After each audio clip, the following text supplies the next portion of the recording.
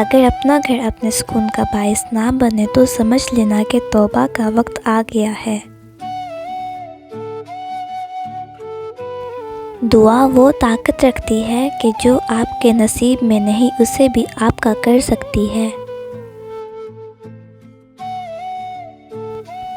صاف نیت سے مانگا جائے تو اللہ نصیب سے بڑھ کر دیتا ہے۔ وہ تو خالق ہے جو کہانی کو بدلنے میں دیر نہیں کرتا۔ اپنے غم کی نمائش نہ کر، اپنے نصیب کی آزمائش نہ کر، جو تیرا ہے تیرے پاس خود آئے گا، ہر روز اسے پانے کی خواہش نہ کر۔ تقدیر بدل جائے گی اپنے آپ ہی، اے انسان مسکرانا سیکھ لے، وجہ تلاش نہ کر۔ اگر عبادت کرنے کے بعد بھی تم پر مشکلیں آ رہی ہیں تو اللہ کا شکر ادا کر، کیونکہ اس نے تمہیں پسند کر لیا ہے۔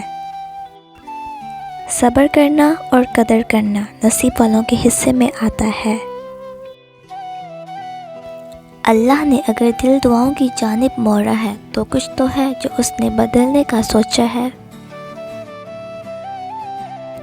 اللہ کی رحمت کی پہلی نشانی یہ ہے کہ انسان کو اپنے عیب نظر آنے لگتے ہیں۔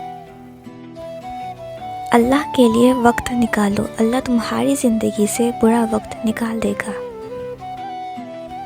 اللہ آپ کا اس وقت بھی ساتھ دیتا ہے جب آپ کو اپنی ذات سے بھی کوئی امید نہیں ہوتی۔